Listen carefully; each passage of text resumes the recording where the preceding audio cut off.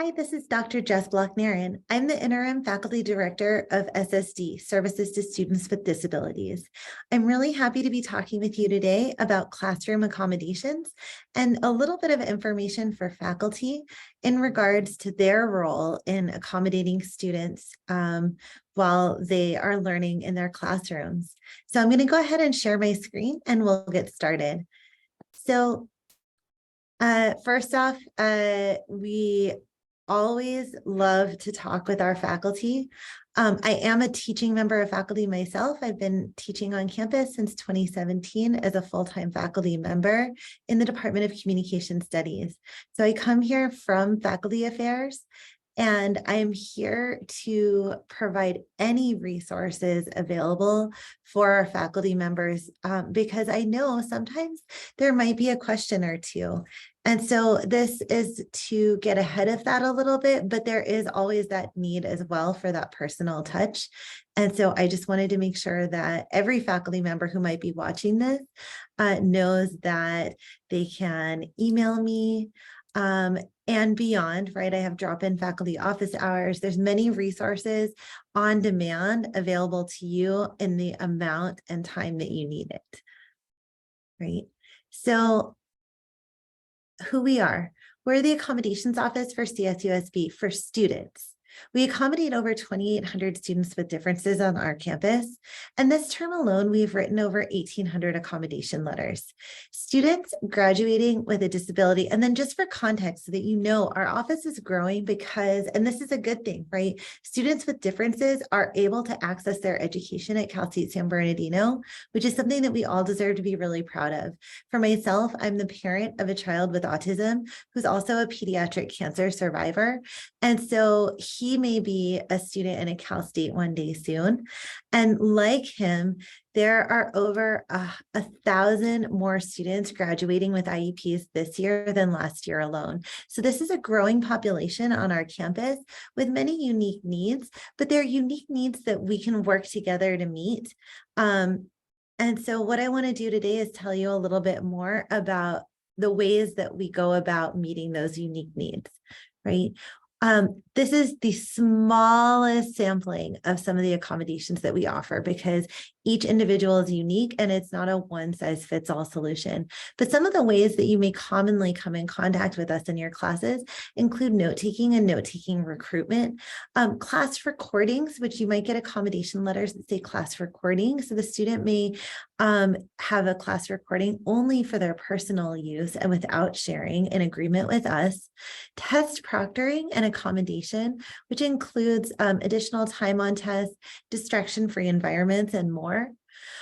Requests for things inside your class, such as seating in the front, seating in the back, frequent breaks during class, and then also provision of materials such as slide decks or handouts in advance. Along those lines as well, alternative formats of reading materials, such as things that help for screen readers, braillers, and more. But really, accommodations are about reasonable accommodation for each unique student according to each unique need. So you may see many other kinds of unique accommodations beyond this limited list, including a more full list that we have on our website. What guides us? The ADA guides us, Section 504 of the Rehabilitation Act guides us, Executive Order EO 1111 from the Chancellor's Office, and then also decisions and policy making coming out of the Office of Civil Rights. So things to bear in mind from an asset-based mindset as opposed to a deficit mindset is this. An accommodated student brings unique skills and perspectives to my class, right? That person has a unique lived experience. And when you're meeting in groups, when you're discussing history, when you're thinking outside of the box thinking, that individual is going to bring something uniquely theirs into your class that's going to make your class better. In ways that you might not even fully be able to anticipate yet. And I've seen that myself across all my years of teaching here, where I've accommodated a number of students myself. Accommodation is about access, not about advantage. This is important.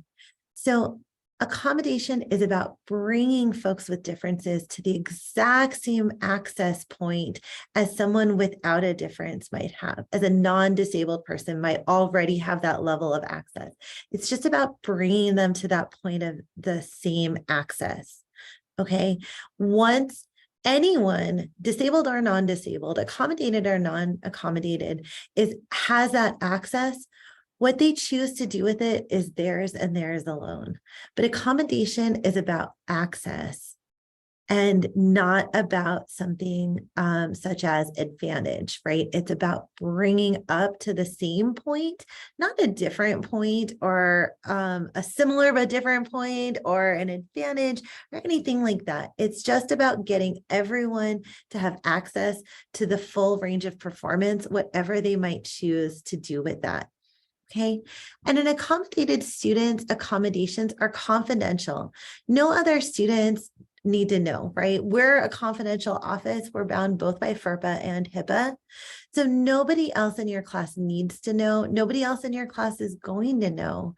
And your accommodations of your student are between you and that student and our office alone.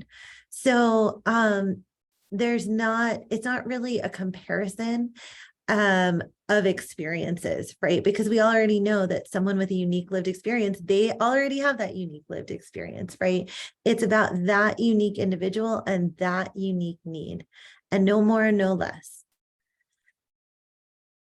So a few unique circumstances we may also touch at SSD, right? Sometimes there might be field work involved in teaching. There might be student teaching involved in teaching, right? Or student assistance, which if there's a student worker, that is probably with HR and not with us. But if there's student teaching, field work, clinicals, or even student teaching out in the field, such as K-12, these are unique circumstances that we may also touch here at SSD. So these are really good reasons to get in touch with us and really good reasons for us to try to communicate with you early and often. Types of disabilities we accommodate, this is in the super short form, but we accommodate physical disabilities, but we also accommodate differences that land more across other types of differences, including mental, neurodivergent, cognitive, behavioral, and more, right? And then there's also temporary accommodations, such as if somebody gets injured, and even sometimes pregnancy.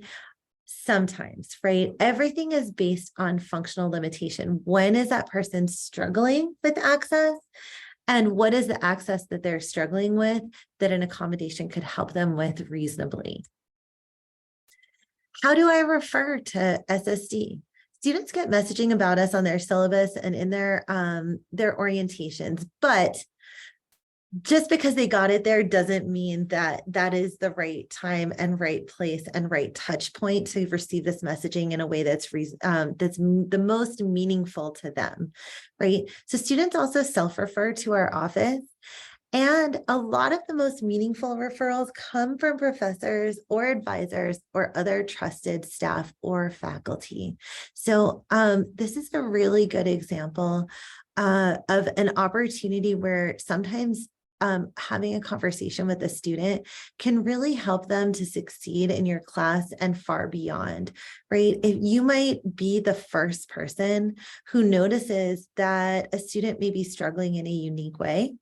And so a referral to our office is a positive thing. It's not a disciplinary thing, but it might just be a simple conversation of, hey, I noticed that in class today, X, Y, and Z happened. Have you ever thought about talking to SSD? I know that this is something that sometimes they help students with. Would you be interested in being referred there? Could I walk you over and help you get scheduled for an intake appointment? And I've done that myself, right? I did that myself with a student. And I walked him over the last term I was teaching last term. And it was so positive for this student. And they came back to me after the fact and they said how many ways that helped them get from a point of struggle to a point of success, both in their classes and in their stated goals for after school was completed for them. So they graduated on time and successfully and began working in their field, which may have been more of a struggle without connecting with our office. So I always felt like it was a very positive thing to refer to SSD. What happens once you refer? Students meet with a counselor and they begin an interactive process with their counselor where accommodations are assigned based on any areas of functional limitation. Again, kind of going back to that, what's happening that's getting in the way of access for you. So maybe you've referred, maybe it's hard to have those conversations, or maybe you haven't, but just know that we're here both for you and for your students. Because it really is a team effort in the sense that there is no implementation of accommodations without a faculty collaboration. And that's part of why I'm here, right?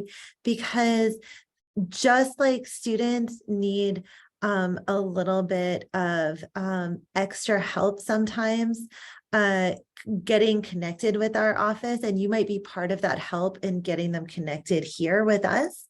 Sometimes faculty need extra help in understanding an accommodation letter, the best ways to implement accommodations, or the unique circumstances of their class, right? Just this term alone, I've had conversations about active learning and immersive learning and different evidence-based practices and various fieldwork experiences related to the unique needs of individuals and faculty members' classes. And I love those conversations and I welcome them, right? And I approach every single one of them with an open spirit and an open mind, knowing that faculty themselves know their classes the best. So I'm just here to help and be a resource to faculty members with their expertise of their class and their students and their field and the ways that they like to teach best. And so what you can do when you get an accommodation letter, it never hurts to respond back to us. Okay, got it. Or, hey, there's this unique circumstance,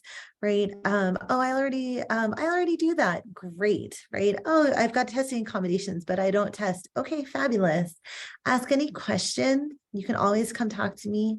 I always have drop-in faculty office hours, plus I make appointments with faculty. Try to stay open-minded, knowing what you know now from this presentation. I always try to approach every conversation with the thinking of how can we get to a yes, right? It's in the best interest of the students that we're working with if we can find a way to get to a yes. So if you approach your accommodation letters or consider approaching them in a positive spirit, it can really help. And I found that honestly, for myself, I learned and grew as an instructor and as a faculty member here through some of the ways that I did accommodate. And then sometimes even beyond that, right? Okay, well, what happens if I dabble into universal design for learning? Do I need to make these tweaks and adjustments when I get a letter anymore? Getting a letter can be a wonderful thing, not a one more thing to do kind of thing. And I can help with that too. Right. So avail yourself of resources, including myself and including our office, in any way that serves you. In addition, we do have faculty resources on our website that are continuing to grow and be built. So there are videos about various topics such as adjusting your Canvas. There's frequently asked questions, and there'll always be more being added there as our technology comes in and out. So avail yourself of that. Sometimes if you have a burning question where maybe there chances are a lot of your questions someone's come before you with that question already, so we continue to try to make resources to anticipate that need. Right, so I'm here to talk with you about accommodations far beyond the duration of this video in the ways that are the most useful to you. So this was merely just an introduction so that you know me, that you know that there's a friendly faculty face at SSD, and that you know that we're here to collaborate in partnership with you. I really look forward to working with you. I appreciate your time. I appreciate everything you do for all of our students with and without disabilities. And I'm here cheering you on and standing by to support you in any way that I can. Thank you.